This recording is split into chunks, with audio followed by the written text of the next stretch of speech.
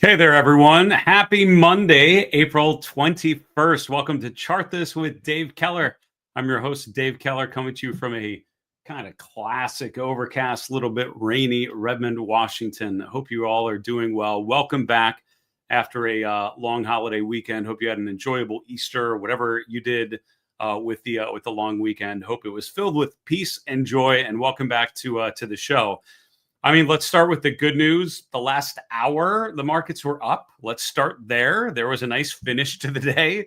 That's a stretch to find something positive to think about today. I mean, generally, this certainly felt like a negative follow-through day. That last hour rally, which we'll focus on for a few moments, to be honest with you, because it is one positive data point.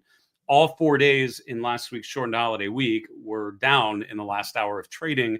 That's when a lot of institutions tend to come to play to minimize impact on the markets before the close. Today, you're getting the opposite. You're getting some buying going into the close. So I guess that's encouraging. Maybe that's short covering going into the end of the day. Hard to tell in the heat of the moment.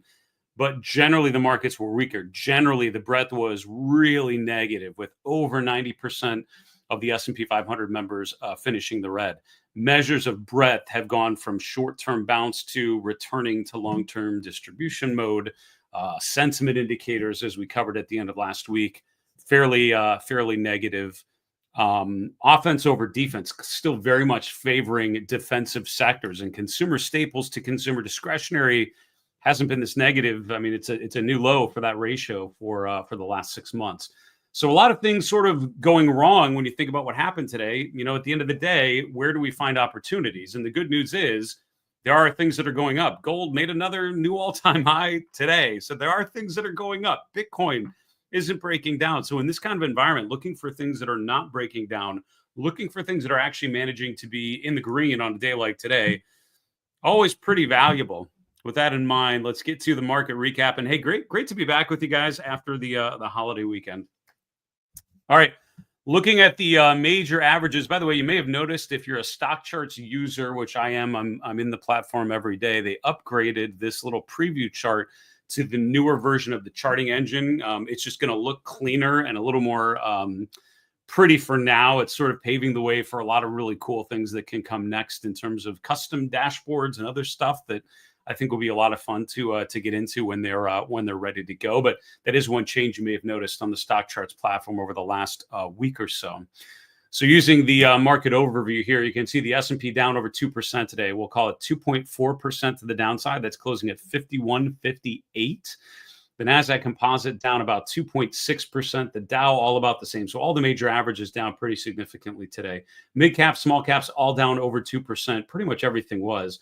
The VIX moving 4 full points higher. So, you know, going into the end of last week, you had the markets coming down, but you had volatility while still elevated, right? Still around 30, kind of trending downwards over the week last week. Today, sort of right back turning higher. We did a video earlier today for Stock Charts TV. That's the Stock Charts TV YouTube channel. I don't know if that's going to be posted just yet, but if not, hopefully it should be very soon. We talked about some sentiment indicators, including the VIX, including a chart I'll show you in our chart review, the volatility of volatility, or the VIX of the VIX, as it's known, with an interesting takeaway there. But volatility it still remains fairly elevated. And what that tells you, if you watch my podcast interview with Jay Soloff, is that the options market is suggesting or is pricing in the fact that the average trading day is going to have much bigger swings. Days like 2.4% down or up are kind of the norm here, given where the VIX is. This is not the exception. And not too long ago, days like this were severe and sudden, and it was boy, what do we think could happen next? Why is there so much volatility? Now this is going to be the norm here. It seems like for the foreseeable future. Looking at the bond markets, bonds sold off today, so no real safe haven move higher in bonds. The TLT was down about 1.8%. The 10-year Treasury yield finishing the day around 4.4%.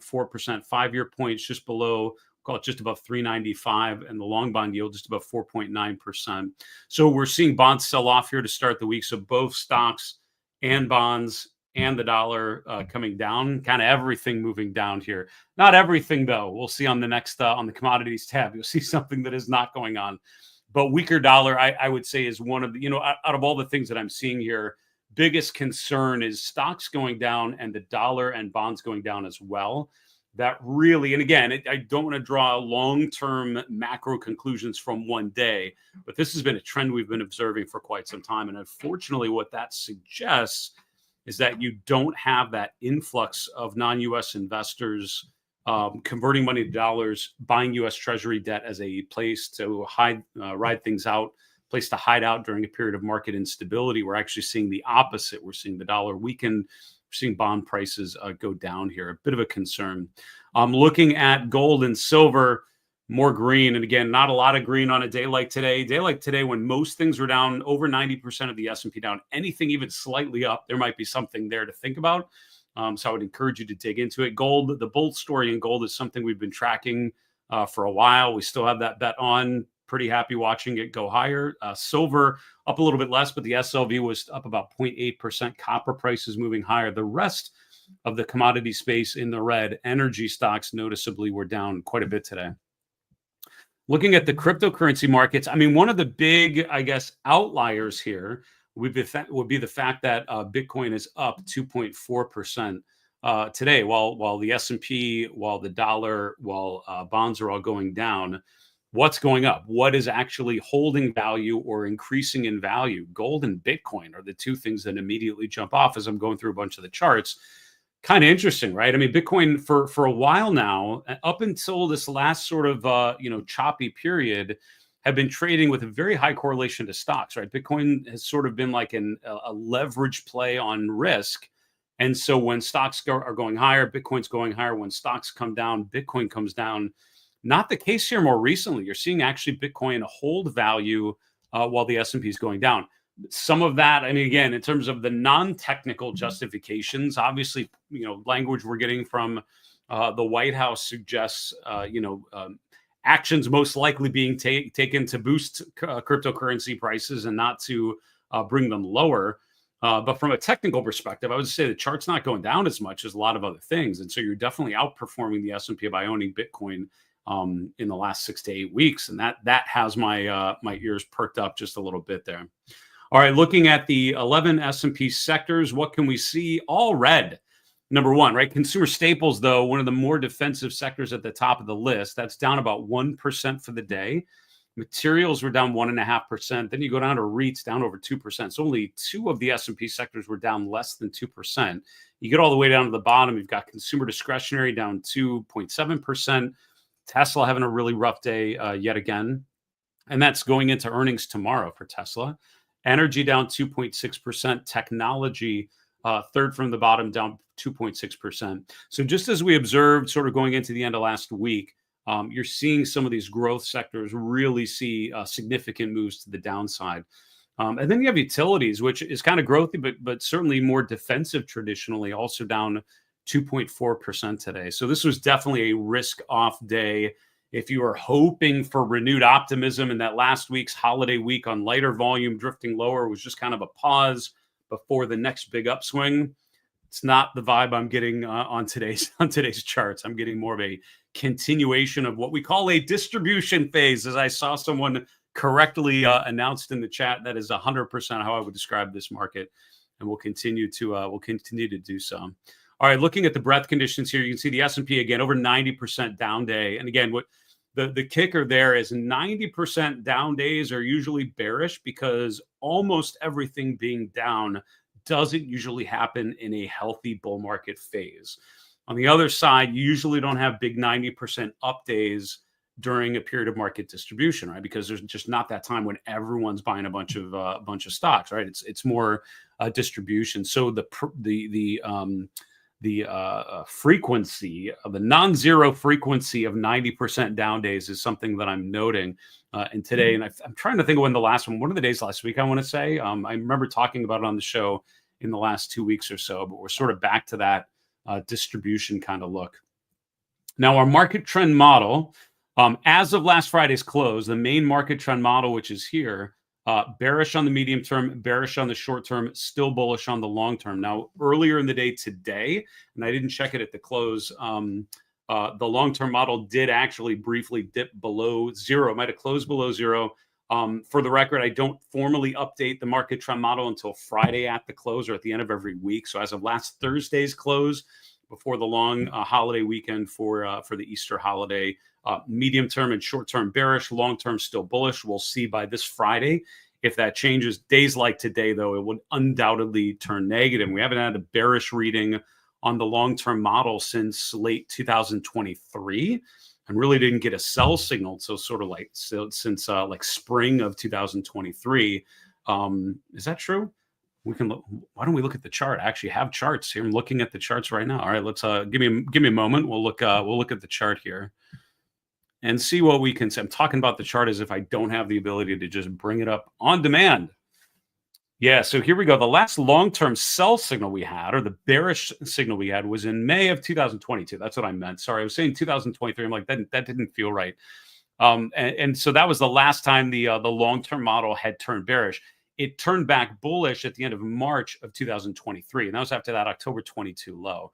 So again, what's happening now, and we did finish the day below the zero level. Again, I'll wait until this Friday to formally change the model to a long-term bearish, but it would sort of suggest we're sort of a you are here pointer, not necessarily a perfect analog between 2025 and 2022, but I think suggesting the fact that we could have more of a sustained decline. We were down another 6 months when we had that bearish signal back in 2022. So the concerns I have right now as we're reviewing the charts is just a lot of similarities to more of a protracted decline kind of phase. All right, let's look at the Magnificent Seven and Friends. Netflix, which was an earnings win, that was last Thursday, and this is our first trading day after they announced earnings, up about 1.5%. This is one of the rare green dots or green boxes you'll see on the market carpet here in a few moments. All the other leading growth names here were down. Apple down 2%. You go all the way down to Tesla down 5.8% going into tomorrow's earnings report. NVIDIA down 4.5%. Meta, which last week demonstrated its inability to get above the 200-day, today moving back down over 3% again today. So again, I continue to see signs of distribution, continuing a downtrend phase, and not enough signs of accumulation to indicate to me that we're in a bullish mode just yet. I do see some questions coming in, by the way, and thank you guys so much. Those of you that are watching live, you're welcome to put comments and questions wherever you're streaming the broadcast on Facebook, LinkedIn, YouTube, and X. I appreciate you guys so much tuning in live, those that are doing so. If you're watching the replay on our YouTube channel, don't forget you can put questions in the comments section. We'll do an all mailbag episode planned for this coming Friday. That's the 25th of April. We'd love to answer one of your questions live on the air. So please drop your questions in as we go. And if you're watching live, we'll try to get a question or two before the end of the trading, or before the end of the show, that is. And then we'll continue on. All right, looking at the market carpet. So obviously, again, a distribution day. This is a day when most things are down over. I mean, this is the S&P 500 we're looking at on this heat map. Over 90% of these names were down today. And I mean, if there's something that concerns me, and obviously the large amount of red is probably the most concerning thing, but other things like FCX, Freeport-McMoRan, Newmont Mining, and gold stocks certainly have been some of the strongest areas. Like even Newmont Mining was only up about 0.25%, right? You didn't have like a big update, even though gold was up a lot. So you certainly get that feeling that even things that have something, even stocks that have something good going for them, have limited upside potential, just because generally people are not looking to allocate to stocks right about now. They're generally taking risk off the table is what it would see, and honestly, that's been what the name exposure index has been telling us for a while. One of the other sentiment indicators I talked about on Stock Charts TV earlier today. So what stands out besides the large amount of red? Also the fact that Netflix aside, most of the mega cap growth names were all pretty deep in the red. I mean, there's very few sectors where the biggest name was not down, in some cases in a pretty big way. Like even in financials, Berkshire, which has been one of the better charts over the last 12 months that you could probably find, down over 2% today. Visa and MasterCard continue to make lower highs and lower lows after they're down from their peak in February. I mean, only area where you're really seeing at least some things to get interested in, I would say, in terms of their current day's price action would be consumer staples, right? Kroger up Kroger, we've highlighted as one of the better charts out there. I stand by that claim that it's probably one of the more consistent uptrends you can find in the equity space, certainly in the US. So KR continuing to go higher today. Kraft Heinz, not as good of a chart for sure, but kind of bouncing higher, maybe making a potential double bottom there. Dollar General actually making a new 6-month high today. We grabbed that chart for the chart review portion. Other dollar stores like Dollar Tree, similar kind of names starting to break out a little bit. So you have some of these charts that have been really beaten down starting to work a little bit, but that's pretty rare. I mean, most charts right now do not look particularly encouraging when I'm looking at equities. Even within financials, I mean, only 3 of the S&P names were up. Fidelity, National Information Systems, Discover Financial, Capital One. But none of those are really great charts here. Maybe FIS breaking to a new swing high, but most of these are in sort of distribution mode. So to be clear, I mean, I think the challenge for this week, and we're in a ton of earnings today, really accelerate tomorrow. And Tuesday through Friday this week, it's just a fire hose of earnings every day. And I think by the end of this week, there's a very real chance that that this round of earnings, we all of a sudden start to, because besides looking at individual companies, you also want to sort of take a step back, reflect on what general language you're getting. And you know, an example of that is when you know, a bunch of the utility companies early 2024, no one's talking about AI and all the energy requirements, but then by the second quarter, everyone was talking about on their earnings call. So those sorts of things where you can sort of look around and think, what did I learn? What sort of themes or what sort of general vein did I hear when I'm listening to these different earnings reports or just you know, reading up on what was reported? I think how companies are budgeting for tariffs, how they're planning for them, what potential hit they see on their business, what sort of costs they could experience to try to navigate those. I mean, I think that's probably what we're gonna be digesting. There is a very low probability, but definitely a possibility that this earnings season is a big upside surprise, and all of a sudden it's not that big of a deal. I'm definitely not getting that vibe right now, and again, I'd love to be proven wrong by Friday's close, as you start to get this real sense that earnings are not nearly as bad as I think, but.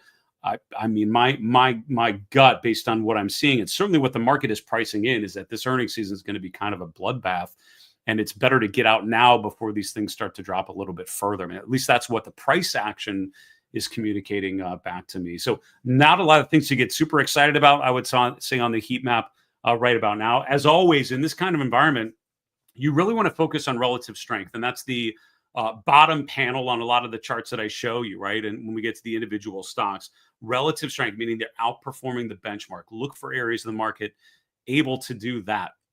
By the way, before we get to the chart review, I do want to remind you we have a free webcast coming up this Wednesday, April 23rd. I'm going to be doing a free webinar called The 4 Deadly Sins for Investors.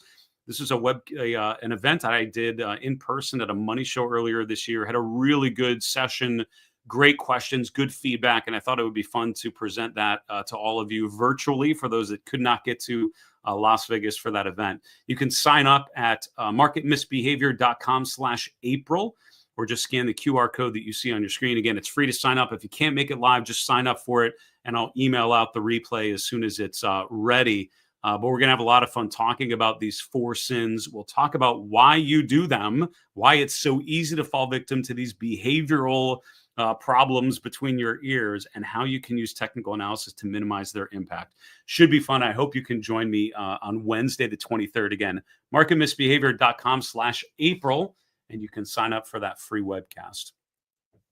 All right, looking at the S&P 500, and I was writing for my Market Misbehavior Premium members over the weekend. We do what's called the Weekly Flight Plan, which is my main report where I focus on what I learned in the week that just happened, look forward at the week to come, and really think about you know, a disciplined process of evaluating the evidence. And I would say the daily chart of the S&P 500. I mean, 2 things concern me, maybe 3, and I'll stop at 3, but there's more that I won't get to. I mean, number one, the momentum, right? I mean, when I'm looking at the chart of the S&P these days, I'm noticing that the RSI broke below 50 the 3rd week in February and has been unable to get above there. And if you're getting really bulled up because the market's been down a lot, I don't blame you. And I certainly saw a big influx of optimism on this bounce off the early April low. That could end up being the low. That is possible. I don't know where the market will eventually bottom out. And it could certainly happen. But I would say I would feel way more comfortable declaring that was a low if the momentum was strong enough to suggest that we've got enough upside momentum to break higher. And that's just what we've not seen, right? On these big up days, besides that one big up day when the change in tariff policy came out during the Wednesday afternoon. Since then, it's just been sort of negativity, right? And you've seen little moves higher, but generally we've been drifting lower. All last week we closed below the open, and then today we opened and a little bit lower and closed lower yet again. And again, without that last hour rally, this was pushing toward 5,100 and actually touched that level before the last hour of trading. So I still see this as a pattern of distribution of lower highs and lower lows with weaker momentum. We're below trend lines. We're below resistance levels. So for me as a trend follower, I see the trend is down. Now, this is what I was talking about with the rally here. So I actually made that up. So sorry for that. We actually did close higher in the last hour on Tuesday of last week. So that was not true. Sorry, fact checking myself. Last Wednesday that was, right? So this was the 4 days last week: Monday, Tuesday, Wednesday, Thursday. So 3 of those 4 days we drifted lower in the last hour. We did have a nice last half hour spike on Wednesday of last week, but you can see how obviously today distribution all during the day until 3 p.m. Eastern, and then we kind of had a bit of a rally. If there's any sort of like signs for optimism that I can come up with, and again, I'm not finding many of them, but one would be, well, at least the last hour was positive. Now, that could have been just a bunch of short covering, people happy to unwind a winning position at the end of the day. Maybe it's smart money accumulating on the lows. I think that's something we're able to answer in subsequent sessions.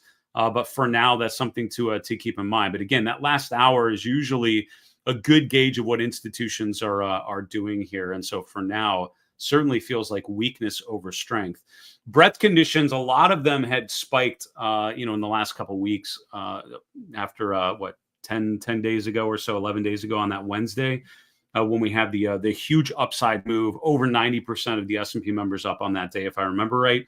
There's that April low on the S&P. Here's the percent of stocks above their 200-day moving average. And again, it's just nowhere near what I would say are bullish levels. These are still very much in a clear bearish phase in terms of what stocks are doing relative to their 200-day, which is often a really helpful basic assessment to make in terms of trend health or trend stability. Stocks above their 50-day moving average, we were below 10% for the first time since the October 2023 low. So this is a pretty big deal that we got down to this point. We did briefly get above 25%, and then over the last week, from last week and now into today's trading, rotating back lower. So things that did kind of gain their 50-day off of that bounce off of the April low, now continuing and going back below their 50-day moving average. So moving averages are a simple trend following technique. I think as a breadth indicator, it's so interesting to just see how many stocks are following the trend in the market. And this is saying almost all the S&P members, similar to the S&P, are below the 200-day and below the 50-day. And I get interested when that changes, right? When we're able to regain some of those levels of resistance. Not yet. I mentioned a couple times my show on Stock Charts TV. I do that every week, usually on Monday. And we talked about sentiment today, a couple different charts, which I'll let you watch that when you can. Pretty interesting, I hope, discussion and sort of exploration of some of the sentiment gauges that I like to follow. But one of the charts that I haven't shown on the show, I don't think, and if so, it's been a while, was this one. So we're familiar with the VIX. We've talked a lot about it. And again, my interview with Jay Soloff on my podcast about a month ago was a really good sort of tutorial on what the VIX is and what it means. And this is actually the VIX of the VIX. The CBO actually releases this data series, which is basically the volatility of the volatility. So $VIX is the VIX index, the volatility index. $VVIX is their index tracking the volatility of volatility. And just look at how elevated this is. So if it feels like the VIX is really noisy and volatility is increasing, this chart tells you over the last 6 to 8 months, that's 100% the truth, right? The VIX itself is actually getting noisier. And again, I think that speaks to the extreme uncertainty, the instability, the fact that emotional drivers of asset prices are probably going to be magnified right now and not muted. And I think that tells you that continuation of excess volatility probably going for a little while here. The US dollar index continued to go lower. And this is one of those sort of macro themes that we've been tracking. And it's not encouraging because usually, right, you have sort of like the bear market playbook, like what usually happens in a bear market. And I kind of have this mental playbook that, every time the market really starts to roll over, you kind of dust it off and flip through and just look like what usually happens in a bear market. And what you do, I hope as an investor, when you go through different cycles, you start to build up these playbooks. What tends to work in a raging bull market? What tends to work in a sideways consolidation phase? What tends to work in a period of distribution? And then just kind of review what kind of things you should be looking for. So certain things are kind of following the traditional bear market playbook right now. Strength in gold is the most obvious one that comes up. Defensive sectors outperforming is another good one that's been a pretty good bet over the last 8 to 10 weeks, right? Buying consumer staples and real estate and utilities, not a bad bet. You certainly outperform the S&P with that sort of position. But another thing that would tend to happen, given the deterioration that we're seeing in stocks, would be the dollar rallying. And again, as a reminder, that's because usually when investors are concerned about global equity markets, you go to the safest one, which is traditionally perceived as being the US. And I'm laughing a little bit because I feel like maybe that perception is changing here, given the extreme instability we're experiencing here in the US in 2025. But you're also, you're not really seeing that rotation, because you would see investors converting to US dollars, buying US Treasury debt, which is seen as risk-free debt, essentially a risk-free rate, and just riding things out. You're not seeing that flow that is normally what you would see by this point. So certain things are following the playbook very well. Certain things are, and it's a great reminder in my brain. It's telling me this is why I look at charts. This is why I don't say, all right, it's a bear market, I should just expect the dollar to go up. This happens to bond, and then just make bets on that. Look at the charts and let the charts tell you whether that traditional playbook is a good playbook for this current environment. And the chart of the dollar is not going up. And I don't see anything on the chart telling me this is an obvious bottoming point. What stands out to me on the chart of the dollar, though, is the last major bottom that we had, which was in the summer into the fall of 2024. We had a really clear bullish momentum divergence, right? Lower lows August into September, higher lows in momentum. That's a classic bullish momentum divergence, which really set the stage for a rally in the dollar, a strengthening in the dollar in Q4. That's what I'd be looking for now, right? As the dollar keeps making lower lows, start to look for a bullish divergence. Really haven't seen that yet. We're making new momentum lows as we're making a new price low. So it tells us we're still going down. I'm looking for this kind of pattern, which would tell me maybe that's starting to reverse. Not yet. Another thing, though, that is starting to work at a time when a lot of things are not. Again, the chart of Bitcoin is probably like a pair of twos move on to something else kind of chart in a bull market environment. But in this environment where so many things are going down, Bitcoin's looking pretty good because it's not going up. It's arguably still in a consolidation range, right? We're testing the 200-day moving average. As we broadcast the show today, we're testing these swing highs from March. These are all around 89,000 or so. I think getting above there would complete a rotation out of this consolidation. We've already seen that bullish divergence that I mentioned looking for on the dollar. All we need now is that upside follow through. Bitcoin above 89,000 gets above the 200-day, gets above those swing highs from late March. I think that opens the door to the further upside in Bitcoin. And full disclosure, I do own Bitcoin in accounts that I manage, but overall, it could be an encouraging rotation there. And again, while at a time when most risk assets are certainly not doing that. This chart I put together before the show just to combine three kind of traditional looks at offense versus defense. And if you missed my conversations, recently, the market summary page, because I know a lot of you guys are stock charts users. And if so, the market summary page has had a big overhaul. And again, credit to Grayson Rose and the developers at Stock Charts for seeing this through. This is something we'd talked about for a long time. And I was super excited that Grayson showed me a preview a couple weeks ago. Really interested in what we saw, and he was very nice at asking me for some feedback, which much of which was incorporated in the released version. But I really like how much additional data we have here.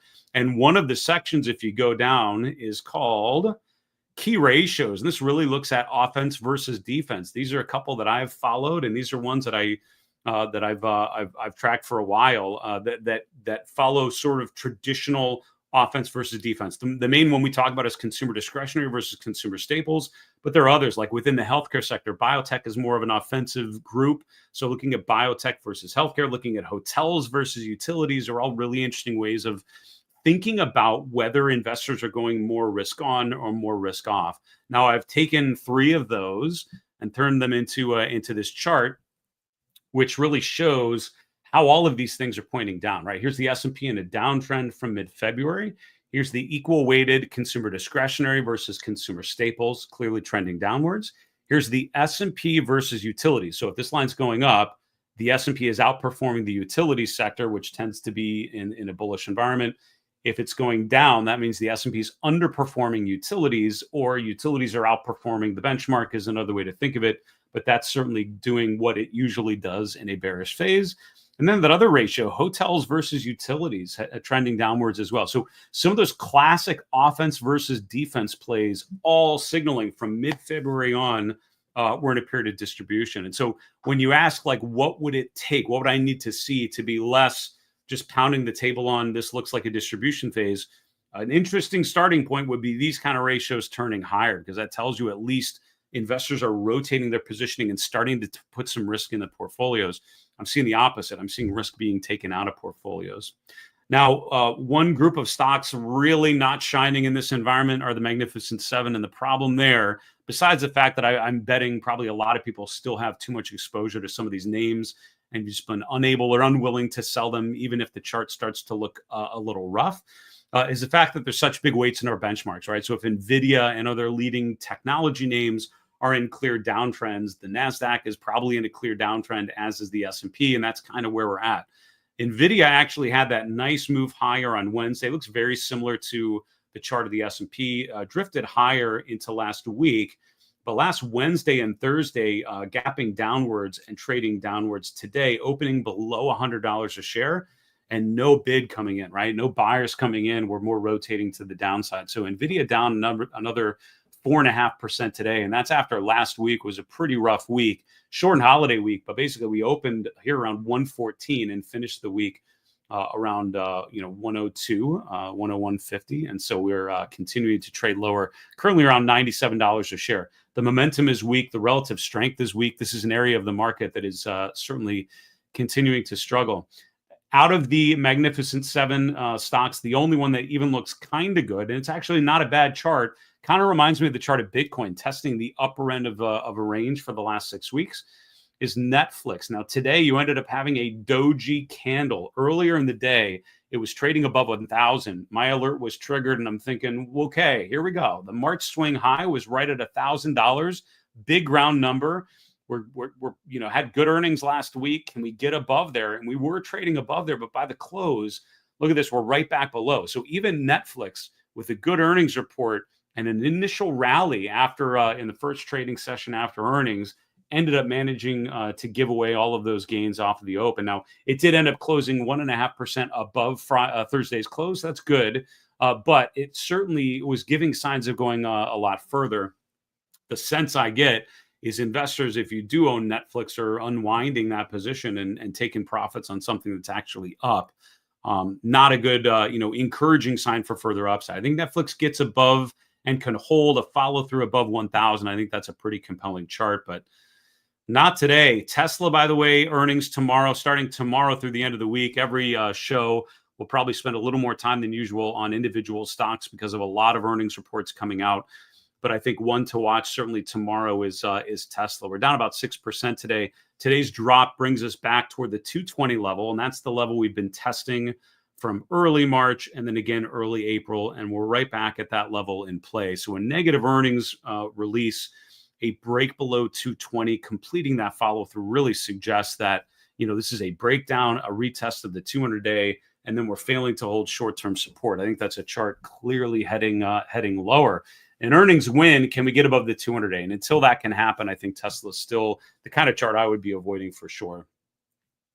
I left Costco in here. Costco down. I'm leaving this with my bright red arrow. This is not a prediction, but this was more of an illustration of, as we're rallying up here. And last week, this was on Thursday, we're trading up to $1,000 a share. So this is another one, just like, what was that? 2 charts ago here, Netflix testing 1,000. We've got Costco testing 1,000 from below as well. This one also repelling the advance from last Thursday, rotating lower back around 960 or so today. But I drew this to show this could be a head and shoulders topping pattern. If that's the case, we wouldn't get much further than we've gone to the upside. And we should start to get a lot lower, and breaking below 860, which would complete a breakdown of the neckline, would be a very negative sign for Costco. Again, I'm not suggesting that's what we definitely do, but that is a potential scenario. And think about what breakdowns, what levels would happen along the way. And if you do own a name like that, at what point is that paying just a little too much? Finally, dollar store is moving higher. Again, the chart of Dollar General has been a really bad chart through the first quarter. And then finally in February into March, we start making new swing highs. We start making a higher low. Look at this. We're breaking above the 200-day, pulling back, and now rotating higher. I mean, that's a classic accumulation phase. That the word accumulation did come out of my mouth today. It was just on one name, Dollar General, and it's the last chart we're going to look at.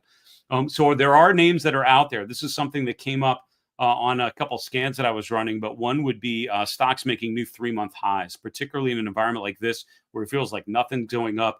Make sure you're familiar with the names that are actually making new 3-month highs. It can be a helpful list like DG of things that are actually starting to work. So if you do need to own equities for some reason, or you want to have exposure there, maybe you can grab something like that that's actually turning higher.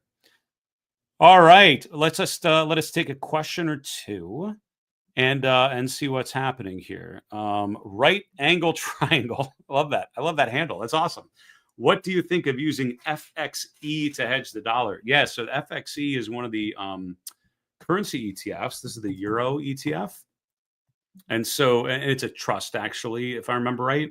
But currency ETFs, I mean, generally, yeah, I mean, what this basically is doing, I mean, if you think about the chart that we looked at, which was the dollar index, the dollar is basically, it's kind of a trade weighted thing, right? So the dollar on its own, the dollar isn't a spot, right? There's no place where you can actually trade the dollar, right? The dollar is always relative to other things. That's why we always say the dollar is strengthening or the dollar is weakening.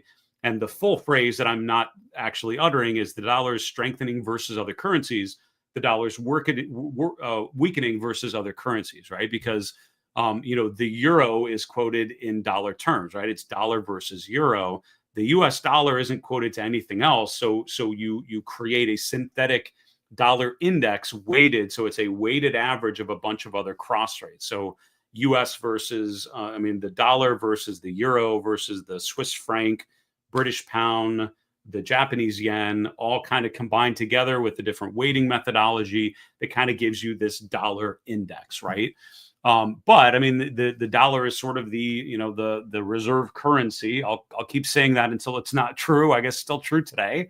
But so basically, the euro is the biggest weight in this. So if you look at the $ USD and kind of mentally flip it over, it's going to look a lot like the chart of FXE or the chart of the euro because it's the biggest weight and it's a good proxy. So yeah, buying euros or buying other currencies because you're basically shorting the dollar or converting dollars into this other currency.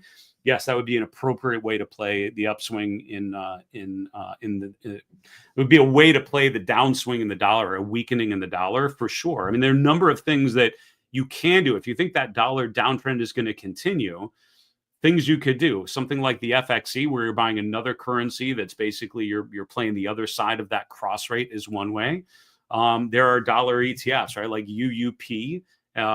So that's not the one you want. I forget the bearish dollar because I've never traded it, but someone will know. Yeah, UDN is a fund that does that. And again, not a recommendation or anything. Do due diligence on these, but UDN is a basically an inverse dollar exchange traded product. What are other things you can do? I mean, buy things denominated, right? Open an account and buy things that are denominated in euros. And then if those European stocks go higher, you're gaining on the price action, but you're also gaining on the currency differential, right? So what you have to remember is if you actually don't buy an ADR, but buy a stock listed in Switzerland or something, you get the currency differential as well, right? As part of that, because you're converting your dollars to other currencies. So those are all different ways you could, bet on the dollar continuing to weaken. And again, by my rate, yeah, the euro is certainly showing strength where the dollar is showing weakness. European stocks showing strength over U.S. stocks, and I don't see anything suggesting that trend is changing anytime soon. All right, maybe one more question. Craig, more of a comment. Gold is traded in U.S. dollars, so any top will be associated with a bottom in U.S. dollars. So, yeah, I hear what you're saying. It's not as one-to-one of a relationship as you think. And it has to do with that whole dollar weighted average thing that I just mentioned. It's very close to that. But there's not a perfect inverse correlation between gold and the dollar. There is a pretty consistent inverse relationship. I'll show you what I mean here. So here's the GLD, and I'll do a correlation chart here somewhere. Where do I find it? Over here. Correlation, and I want to do the correlation of gold, and then I'm going to do a quick. We've got a minute. All right, I'll do this quickly here. So we've got this. We've got $USD. I'm going to move that up, and then we'll do the correlation to USD. So that should be gold, the US dollar, and we'll make the US dollar a little bit bigger. And so then there's the correlation between gold and the US dollar. So if what you were suggesting in your comment is true, the correlation should be a -1, because anytime gold is making a low, the dollar should be making a peak, and the opposite. And if you look, it's not exactly like that, right? And you can see periods where actually gold and the dollar are going up, right? Here's the US dollar going up in March and April of 2024. Here's the GLD going up in March and April of 2024. So it's sort of like the S&P and the VIX. There's a general inverse relationship. 100% agree, would not push back on that conclusion at all. But is it as guaranteed of a relationship as you think? It isn't. And there are times when gold and the dollar can both go up. Mathematically, they can both be going down. It's not just a one-on-one ratio, because gold, it's the value of gold as priced in dollars, but the US dollar is weighted against a bunch of other things. And as a result, these different things tend to happen. October of last year was another period where they both started to strengthen. So I hesitate a little bit, and this is something I learned from Bob Prechter years ago. Regardless of what you think about his general approach with Elliott Wave, I think he's done an amazing job of educating people about the relationship between social mood and psychology and market behavior. And he had a fantastic presentation I saw years ago talking about how we often assume simple relationships, and they are more tendencies than we want to believe. We want to think of them as hard and fast rules. They're guidelines, they're loose relationships, because these are complex systems with a lot of different moving parts that go into each of these data series that we're looking at. Two really interesting questions, guys, and thank you so much for giving me an opportunity to answer them in a little bit of detail. With that, we'll call it a day. Thanks for joining me here on a bright red market day on Monday, April 21st. But I promise you one thing: we will continue to do the show as long as I can, and I will do it with a smile on my face as much as I can. Down days are not something to be sad about. It's more information to gather. We're gathering evidence about the market. Follow the trends, follow the charts. Good returns and good consistency hopefully will follow. Have a great evening. But in the meantime, remember, it's always a good time to own good charts. Take care, folks.